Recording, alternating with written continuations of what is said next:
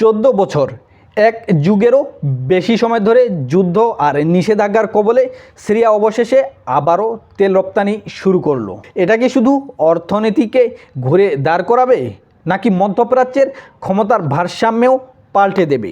2010 সালে সিরিয়া প্রতিদিন প্রায় 3,80,000 ব্যারেল তেল রপ্তানি করত।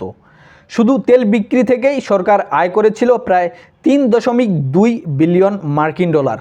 সেই সময় সিরিয়ার অর্থনীতি ছিল স্থিতিশীল, তেল ছিল প্রধান রপ্তানি পণ্য। 2011 সালের ঘটনা, বাশার আল আসাদের বিরুদ্ধে যখন প্রতিবাদে সোচ্চার হয়ে দেশের মানুষ, আসাদের বিরুদ্ধে ব্যাপক বিক্ষোভ শুরু হয়, দ্রুতই তা ভয়াবহ গৃহযুদ্ধে রূপ লাভ করে। তেল ক্ষেত্রগুলো বারবার হাত বদল হতে থাকে, কখনো আসাদ সরকারের নিয়ন্ত্রণে যায়, কখনো বিদ্রোহীদের হাতে যায়, কখনো আবার কুর্দি বাহিনীর হাতে পড়ে যায় এসব তেল ক্ষেত্র।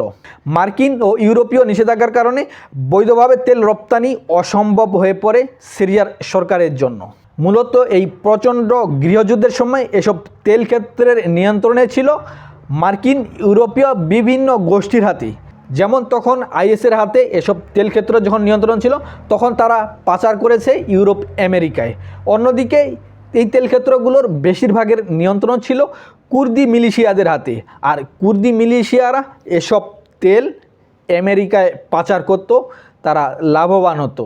এখনও অনেক তেল ক্ষেত্রের নিয়ন্ত্রণ সরাসরি কুর্দি মিলিশিয়াদের হাতে, এবং তারা প্রতিনিয়ত আমেরিকায় এসব তেল পাচার করছে। আর অন্যদিকে বিদ্রোহী গোষ্ঠী বা সিরিয়ার বাশার আল আসাদ সরকারের হাতে তেল ক্ষেত্রের নিয়ন্ত্রণ তেমন একটা ছিলই না। সিরিয়া এখন গৃহযুদ্ধের অবসান হয়েছে, এখন সিরিয়ায় একটা স্থিতিশীল সরকার এসেছে, আর এখন এই 14 বছর পরে সরকারিভাবে আবারও তেল উত্তোলন শুরু করেছে এবং তেল রপ্তানি শুরু করেছে সিরিয়ার বর্তমান সরকার। এটা তাদের জন্য শুধু অর্থনীতির জন্য নয়, বরং রাজনৈতিক শক্তিরও প্রতীক হয়ে দাঁড়িয়েছে। বিশ্বে যখন জ্বালানির দাম অস্থিতিশীল, তখন সিরিয়ার এই পদক্ষেপ গুরুত্বপূর্ণ ভূমিকা রাখবে। এতে করে বর্তমানে এখন সিরিয়ার অনেক লাভ হবে, সিরিয়ার অর্থনীতি ঘুরে দাঁড়াবে, বৈদেশিক মুদ্রার সঞ্চয় বাড়বে, নতুন নতুন অবকাঠামো গড়ে তোলা সম্ভব হবে। কারণ গৃহযুদ্ধে ইতিমধ্যে সিরিয়ার অবকাঠামো ভয়াবহভাবে ধ্বংসস্তূপে পরিণত হয়েছে। শহরগুলো এখন মাটির নিচে চাপা পড়ে গেছে। সিরিয়াকে এখন নতুন করে গড়ে তোলা সম্ভব হবে যদি এই তেল রপ্তানি থেকে সিরিয়া অর্থ আয় করে। আর এই তেল খাতে নতুন নতুন বিনিয়োগ আসবে এবং কর্মসংস্থানের তৈরি হবে।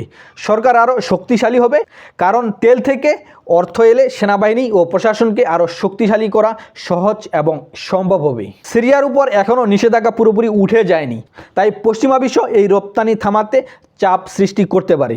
কুর্দি ও মার্কিন বাহিনী সিরিয়ার অনেক তেল ক্ষেত্র এখনও নিয়ন্ত্রণ করে, এটা ভবিষ্যতে নতুন সংঘাত ডেকে আনতে পারে। তবে রাশিয়া, ইরান, চীন, তুরস্ক সহ অন্যান্য বিভিন্ন দেশের সাপোর্ট পেলে সিরিয়া তেল বিক্রির নতুন বাজার খুঁজে পেতে পারে। সিরিয়ার এই তেল রপ্তানি মধ্যপ্রাচ্যের ভারসাম্যেও ব্যাপক প্রভাব ফেলতে পারে। সিরিয়া যদি আবার তেল রপ্তানি বাড়াতে পারে, তাহলে মধ্যপ্রাচ্যে তার প্রভাবশালী ভূমিকা আবারও ফিরে আসবে। অনেক দেশ সিরিয়ায় আবার বিনিয়োগ করবে, সিরিয়ার অবকাঠামোগত উন্নয়ন হবে, সিরিয়া অর্থনৈতিকভাবে শক্তিশালী হবে, সিরিয়া সামরিকভাবে আরও শক্তিশালী হবে। লেবানন, ইরাক, এমনকি জর্ডানের সাথেও অর্থনৈতিক সম্পর্ক আরও ঘনিষ্ঠ হতে পারে এই সিরিয়ার তেল রপ্তানি থেকে।